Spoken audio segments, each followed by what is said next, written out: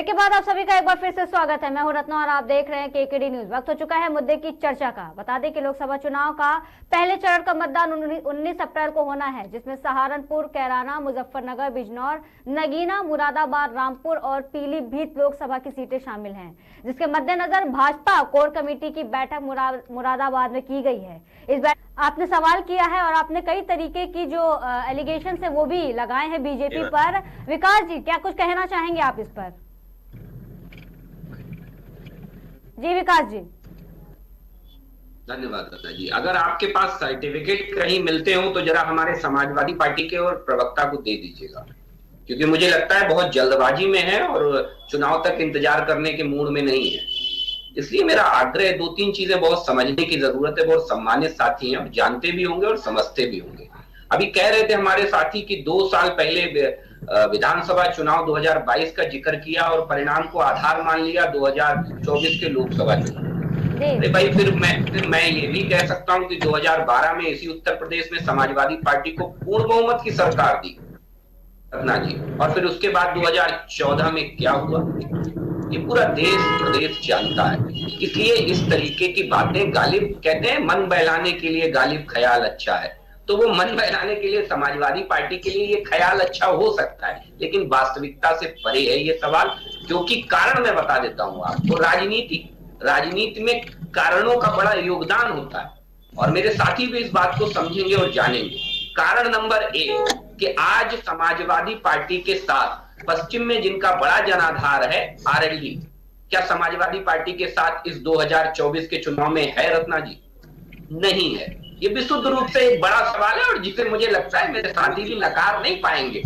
दूसरी चीज, पिछली बार आप बहुजन समाजवादी पार्टी, जो उत्तर प्रदेश के 3 सबसे बड़े राजनीतिक दलों में मुख्य दल है, बहुजन समाज पार्टी, वो आपके साथ थी। आप उसके साथ गठबंधन के साथ चुनाव लड़े, उसके बाद आप परिणाम को आधार बनाते हैं। क्या आज बहुजन समाजवादी पार्टी इनका हिस्सा है? क्या नहीं हिस्सा है। आप देख लीजिए कई ऐसी सीटें, आप अभी ये कह सकते हैं कि आज कांग्रेस हमारे साथ है। कांग्रेस कई ऐसी सीटें जहां पिछले चुनाव में कांग्रेस की जमानत जब्त हो गई थी, उनके पास वोट नहीं है उत्तर प्रदेश के अंदर। ये हम सब बहुत अच्छे से जानते हैं। पूरे उत्तर प्रदेश के अंदर केवल एकमात्र रायबरेली सीट थी जो कांग्रेस पार्टी जीत पाई थी बमुश्किल। तो उसके बाद स्वयं राहुल गांधी अमेठी जैसा चुनाव हार गए। तमाम तरीके के आरोप आप लगाते हैं रामपुर के उपचुनाव को लेकर के। अरे भाई, आप ये क्यों नहीं स्वीकार करते हैं कि आपकी नाकामियों की वजह से जनता ने भारतीय जनता पार्टी पे विश्वास जताया, और विश्वास जताने के बाद आज हम यहाँ खड़े हैं कि जनता ने किसी भी गैर कांग्रेसी सरकार को पहली बात तो पूर्ण बहुमत दिया और उसके बाद दोबारा उससे भी बड़ा बहुमत दिया। ये कोई छोटी मोटी बात नहीं है रत्ना जी, जिसे मुझे लगता है ये पूरा देश और प्रदेश महसूस कर रहा है। शायद यही कारण है कि हमारे समाजवादी पार्टी के साथी आज तमाम मुगालपते पाले हुए हैं, लेकिन राजनीति आधारों पे होती है, तथ्यों पे होती है, और तथ्य आज इस बात की तरफ इशारा कर रहे हैं कि मुझे लगता नहीं कि आज समाजवादी पार्टी अपना मैनपुरी जैसा गढ़ भी अब बचा पाएगी।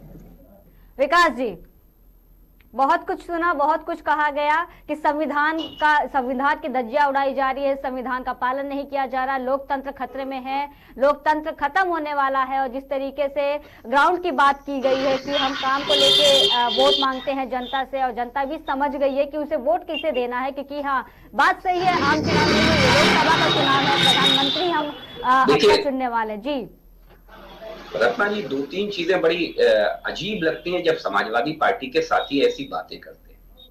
आप देखिए, संविधान बचाने कौन निकला है? वो समाजवादी पार्टी जिस समाजवादी पार्टी के अंदर स्वयं संविधान नहीं। आप बता दीजिए कि समाजवादी पार्टी मुझे केवल ईमानदारी से बता दे कि पिछले 10 सालों में कितने राष्ट्रीय अध्यक्ष दिए हैं उसने, यादव परिवार के अलावा, केवल एक परिवार के अलावा। अरे भाई, यादवों में ही कोई दूसरा यादव दिए हैं क्या?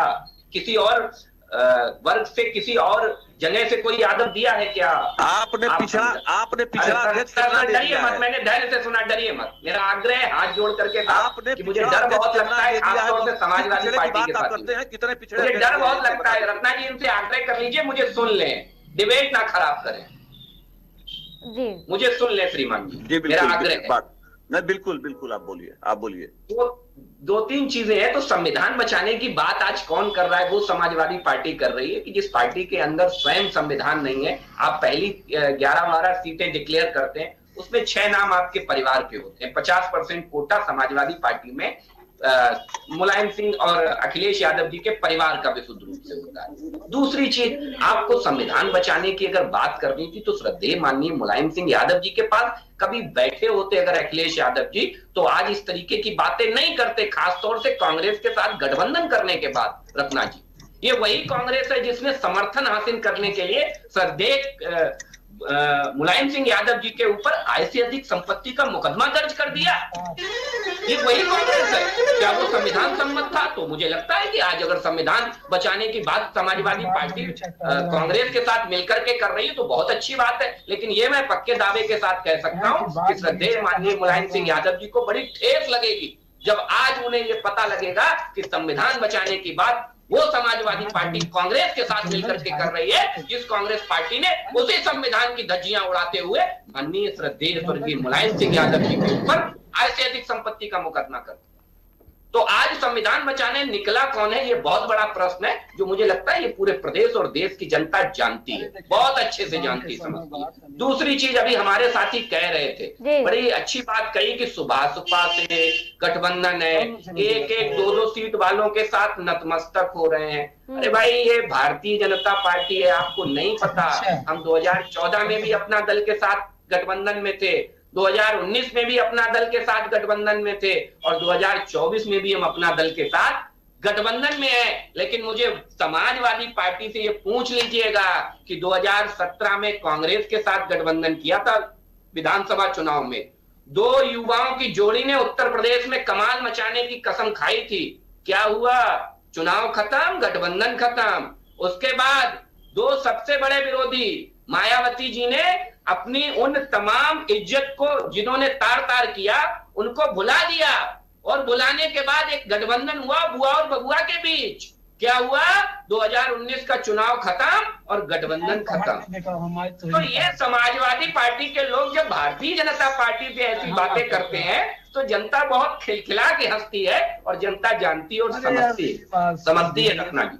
रत्ना जी, यथार्थ में आज भारतीय जनता पार्टी का कार्यकर्ता, जब हमारा नेता ये कहता है कि हम 350 घरों में जाकर के जनसंपर्क करेंगे, हम 350 लोगों से संपर्क करेंगे, हम 370, अरे भाई ये हमारे काम करने की पद्धति है। आपके पास तो कार्यकर्ता ही नहीं है, प्राइवेट लिमिटेड पार्टी चलाते हैं आप लोग, एक परिवार की पार्टी है। गिने चुने अगर स्टार प्रचारक भी आप उठा करके देख लेंगे तो मुझे गारंटी करता हूँ पहले 3-4 नामों में केवल परिवार के ही नाम शामिल होंगे। आप देख लीजिएगा इनको उठा करके, चाहे आप कांग्रेस उठा लीजिए, चाहे समाजवादी पार्टी उठा लीजिए और चाहे आज आप बात करते हैं कि हमारे साथ शिवसेना नहीं है, हमारे साथ एनसीपी नहीं है। अरे भाई, पार्टी तो टूटते बहुत देखी होंगी रत्ना जी, आपने भी राजनीति में और हमारे साथी ने भी देखी होंगी, लेकिन ऐसा नहीं देखा होगा कि पूरी पार्टी के 90% विधायक, 90% सांसद दूसरी तरफ चले गए। तो फिर बात जी विकास जी बात तो मल्लिकार्जुन खड़गे हैं कहने के लिए, तो मल्लिकार्जुन खड़गे हैं जो कहते हैं कि मुहर्रम में बचे ये कहीं पैसे लेके नहीं पकड़े गए हैं श्रीमान, पैसे लेके अगर पकड़े गए होते और पैसे लेके अगर हटाए गए हो तो बता दे जरा। पूरा देश जानता है भाई, पूरा देश जानता है। आप जरा आप लोग आप बंगारू लक्ष्मण को एक कुछ महीना छोड़ दीजिए जरा सा। ये पहली जब आई तो उसमें आधे नाम तो इनके परिवार के थे, क्योंकि परिवार फर्स्ट। श्रीमान से निवेदन है कि 1925 से ये भारतीय जनता पार्टी 100 साल पूरे करने जा रही है, क्या उसको दलित तो पिछड़े एक ही अध्यक्ष, चाहे शरद पवार जी की पार्टी हो, चाहे प्रसाद यादव जी की पार्टी हो, चाहे ममता बनर्जी जी की पार्टी हो, ये सब फैमिली फर्स्ट का नारा देने वाले राजनीतिक दल हैं। इनके लिए फैमिली फर्स्ट है और भारतीय जनता पार्टी के सबसे बड़ी जो। तब तक आप अपनी बात पूरी करिए।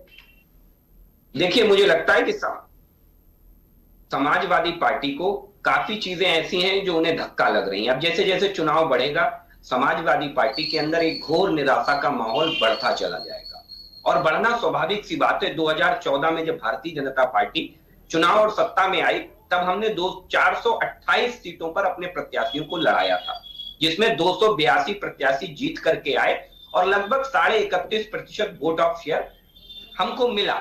उसके बाद 2019 में जब हम चुनाव में आए तो हमने 436 प्रत्याशी उतारे मैदान में, जिसमें 303 प्रत्याशी हमारे जीत करके आए और वोट ऑफ परसेंटेज हमारा काफी बढ़ गया और लगभग 38% वोट हमें प्राप्त हुआ। ये दिखा रहा है कि देश के अंदर भारतीय जनता पार्टी के प्रति जनता का रुझान सकारात्मकता के साथ बढ़ रहा है। हम 2019 के बाद के चुनाव में आप देख लीजिए, 2019 के बाद धारा 370 आज भूतकाल बन गई है। ये भी बड़ा विषय है। आज देख लीजिए, आज राम मंदिर बनकर के तैयार हो गया है। ये कब संभव हुआ? जब केंद्र में भारतीय जनता पार्टी की सरकार थी। बहुत सारे ऐसे विषय, आज हम दुनिया में 5वें नंबर की इकोनॉमी बन गए हैं और संकल्प के साथ जा रहे हैं कि हम भारत को दुनिया की 3रे नंबर की इकोनॉमी बनाएंगे। हम अपने काम के, हम फिर कहते हैं रत्ना जी, नीति, नियत और नेतृत्व, हम इनके बल पे जनता के बीच जाते हैं। विपक्ष के पास अपना कुछ नहीं है बताने के लिए सिवाय प्रोपेगेंडा फैलाने के। शायद यही कारण है कि इधर उधर की बात करते हैं, इधर उधर की चीजें करते हैं। मैं फिर कहता हूं, कुछ नहीं बचा है इनके पास, जनता में कोई आधार नहीं है। आप आलम देखिए कि बदायूं जैसी सीट से हार का डर है ये रत्ना जी। बदायूं जैसी सीट से जिन चाचा के भरोसे अखिलेश यादव 2024 में बड़ी डींगे हाँक रहे हैं, उन चाचा ने लड़ने से मना कर दिया, क्योंकि वो जानते हैं कि बदायूं हार जाएंगे और ये बड़ी भारी बेइज्जती होगी। इसलिए अपने बेटे को आगे कर दिया कि वो हार भी जाएगा तो भी कोई बात नहीं, नया है, हम ये कहकर के पल्ला झाड़ लेंगे। तो ये तय है कि समाजवादी पार्टी ये जान चुकी है कि भारतीय जनता पार्टी के कार्यकर्ताओं के आगे, उसके कार्यक्रमों के आगे और हमारी नेतृत्व के आगे कहीं ठहरने वाले नहीं है ये दल। ये दल अपने परिवार को पोषित करने वाले राजनीतिक दल हैं, ये अपने भ्रष्टाचार को बढ़ाने वाले राजनीतिक दल हैं। ये सारे के सारे दल, आप ये इत्तेफाक नहीं हो सकता रत्ना जी कि जो भी दल आज इंडी गठबंधन का हिस्सा है, चाहे आप ममता बनर्जी जी से ले लीजिए, ममता बनर्जी के बाद कौन उनकी कमान संभाल रहा है पार्टी का? उनका भतीजा। क्या ये इत्तेफाक हो सकता है कि वो इंडी गठबंधन का हिस्सा है? कांग्रेस पार्टी आप देख लीजिए, परिवारवाद की जननी, पीएचडी की हुई वो पार्टी कि जिनके यहां परिवारवाद ही पार्टी है, तो वो दल आज इंडी गठबंधन का हिस्सा है। लालू प्रसाद यादव आप देख लीजिए, परिवारवाद। लालू जी के बाद किसने संभाली बिहार को? जब लालू जी जेल जाएंगे तो सत्ता किसके हाथ आएगी? राबड़ी देवी के। जब लालू जी राष्ट्रीय अध्यक्ष नहीं रहेंगे तो कौन संभालेगा पार्टी को? तेजस्वी यादव। आप देख लीजिए आज। और यही स्थिति आम आदमी पार्टी की है रत्ना जी। अरविंद केजरीवाल जेल की हवा खाने क्या गए कि नाम निकल करके किसी कार्यकर्ता का नहीं आया, नाम निकल करके किसका आया? उनकी पत्नी का। क्या राजनीतिक हैसियत है सुनीता केजरीवाल की? ये रत्ना जी आप बहुत अच्छे से जानती हैं। ये सारे के सारे राजनीतिक दल जो आज इंडी गठबंधन का हिस्सा है, ये अपने परिवार को बचाने के लिए, अपने कुनबे को बचाने के लिए आज एक हुए हैं कि कैसे न कैसे नरेंद्र मोदी जैसी चट्टान से इन्हें टकराना है और इन्हें चूर चूर हो जाना है। ये तय मान लीजिए, क्योंकि नरेंद्र मोदी वो सूरज है, उसके ऊपर जब आप धूल फेंकोगे तो वो धूल वापस इन्हीं के चेहरे में जब आकर के गिरती है तो अपना चेहरा साफ करने लगते हैं। जी ठीक है, जीडी सीबीआई का इसकी धमकी दी जाती है, डराया धमकाया जाता है और उसे चुप करा दिया जाता है। जिस तरीके से सीएम केजरीवाल दिल्ली के मुख्यमंत्री, उनकी गिरफ्तारी हुई है और फिर हेमंत सोरेन का जो केस था, और अब जब उनकी पत्नियां आ रही है मैदान में, तो ऐसे में परिवारवाद का बार बार मुद्दा उठता है। जी विकास जी। देखिए रत्ना जी, उनके पांव के नीचे जमी नहीं है और कमाल देखिए कि उनको यकीन नहीं है। समाजवादी पार्टी के आधार खत्म हो चुका है इस उत्तर प्रदेश के अंदर। कारण, आपने बदायूं में प्रत्याशी बदल रहे हैं, मुरादाबाद में प्रत्याशी बदल दिए, मेरठ में 3-3 बार प्रत्याशी बदलेंगे, उसके बाद बागपत में आप प्रत्याशी बदलेंगे। तो ये तो अल्टूराम और पलटूराम पार्टी के लोग हैं, तो ये अलट पलट करने में विश्वास रखते हैं। तो अभी अलट पलट में ही बिजी हैं, चुनाव तब तक हो जाएगा, ये अलटते पलटते रहेंगे, इनके पास कुछ नहीं है। आज रामपुर के चचा जान का हाल लेने गए, बेचारे इतने साल जेल में रहे, कभी हाल लेने नहीं गए श्रीमान अखिलेश यादव की, इसी का रोना रो रहे थे ना वो। उन्होंने इसीलिए कहा था ना कि उन्होंने इनकार कर दिया था अखिलेश यादव से मिलने से, याद कर लीजिए वो दौर। लेकिन आज चुनाव आया तो रामपुर के चचा जान भी याद आ गए। लेकिन ये सब देश और प्रदेश की जनता जानती और समझती है। दूसरी चीज, सरकारों को लेकर के जब इस तरीके की बात होती है रत्ना जी, तो सरकारें पूर्व में भी रही हैं। ऐसी सरकारें इस देश ने देखी हैं कि जिन सरकारों की संस्कृति दंगा संस्कृति बन गई थी। इसी उत्तर प्रदेश 300 से ज्यादा मुजफ्फरनगर, शामली, मेरठ, अमरोहा, इन्हें दंगा कैपिटल तक कह दिया गया। ये किसकी सरकारों में हुआ? आज अमन चैन के साथ पश्चिमी उत्तर प्रदेश रह रहा है। ये कब संभव हुआ? जब प्रदेश के अंदर और देश के अंदर भारतीय जनता पार्टी की सरकार है। ये भी तो इनके देखने की बात है। इनके चश्मे से आप देखिए, सावन के अंदर को हरा हरा दिखता है, तो परिवारवादी पार्टी के लोगों को तो हर तरफ अपना परिवार दिख रहा है। अरे भाई, आप कन्नौज से अभी तक अपना प्रत्याशी नहीं उतार पाए। जो वो कन्नौज है रत्ना जी, जिस कन्नौज को अखिलेश यादव अपना दूसरा घर कहते हैं। क्यों? क्योंकि अखिलेश यादव भी धड़कने बढ़ी हुई है, जानते हैं कि वो कन्नौज से हार सकते हैं, इसलिए डर के मारे कन्नौज नहीं लड़ने आ रहे हैं अखिलेश यादव। डर की वजह से शिवपाल जी ने पाला बदल लिए, अपने लड़के को आगे कर दिया। एक डर है, ये डर नहीं है तो और क्या है रत्ना जी? आप बहुत लेकिन शिवपाल जी का कहना है कि उन्होंने आदित्य जी का नाम इसलिए आगे किया है क्योंकि वो चाहते हैं कि देश का युवा आगे बढ़े, एक इंस्पिरेशन हो, इस वजह से आदित्य यादव का नाम है। देश का युवा अतुल प्रधान के रूप में आगे नहीं बढ़ सकता है, टिकट बदल देंगे। देश का युवा, इनके यहाँ अन्य लोग भी हैं, अभिषेक मिश्रा हैं, उनके रूप में आगे नहीं बढ़ सकता है। देश का युवा बढ़ेगा तो राम गोपाल के पुत्र के रूप में, देश का युवा आगे बढ़ेगा तो शिवपाल जी के पुत्र के रूप में, देश का युवा इनके रूप में आगे बढ़ेगा। यही मैंने कहा था। ये अभी अपने ही बात पर स्वयं आते चले जाएंगे। जनता बहुत अच्छे से जानती है इन राजनीतिक दलों को, और शायद आज इनकी वास्तु स्थिति जनता बहुत अच्छे से जान गई है रत्ना जी। यही कारण है। आप कहते हो मेरा परसेंटेज, पहली बात तो आंकड़े दुरुस्त कर आया करिए, मेरा आग्रह है। थोड़ा जानकारी कर लीजिए। 2019 में भारतीय जनता पार्टी को लगभग 31.5% वोट मिला था, और 2019 में हमें 38% वोट मिला इस देश के अंदर, और 330 सीटें जीत करके आए। दर्द यही है।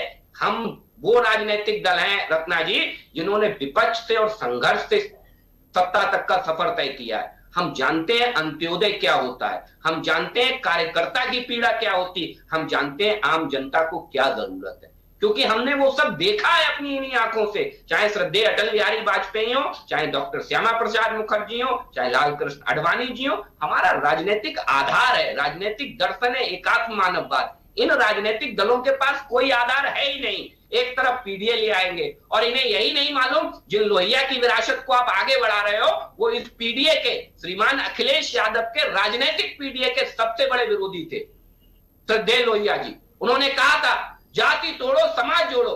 अखिलेश यादव जी क्या कहते हैं? सत्ता जोड़ो समाज तोड़ो। तोड़ो समाज, कोई दिक्कत नहीं है, समाज टूट जाए, लेकिन सत्ता जुड़ जाए कैसे भी करके, चाहे कांग्रेस से गठबंधन करना पड़े, जिन्होंने श्रद्धेय मुलायम सिंह यादव जी के ऊपर एफआईआर दर्ज करा दी और उन्हें विवश होकर के समर्थन देना पड़ा कांग्रेस को, और चाहे अन्य कोई विषय रहा हो, लेकिन केन प्रकारेण सत्ता आ जाए। यही तो मैं कहता हूं कि ये अपने विचारों से भटके हुए राजनीतिक दल हैं, चाहे आज समाजवादी पार्टी हो और चाहे अन्य कोई राजनीतिक दल हो। भारतीय जनता पार्टी विशुद्ध रूप से, मैं फिर कहता हूं आपसे, हम जनता को केंद्र में रख करके काम करने में विश्वास रखते। मैं गारंटी के साथ एक बात कहता हूं रत्ना जी, आप लिख करके रख लीजिए, ये दो चीजें हैं जिनके आगे पूरा विपक्ष आज नतमस्तक है। एक है भारतीय जनता पार्टी और दूसरा है मोदी जी की गारंटी। इन दो चीजों के आगे पूरा विपक्ष आज नतमस्तक खड़ा हुआ है। बहुत बहुत शुक्रिया विकास जी, आपने सवालों का जवाब दिया। बहुत बहुत शुक्रिया मेराज जी, आप दोनों का हमारे साथ जुड़ने के लिए, मुद्दे की चर्चा में बातचीत करने के लिए।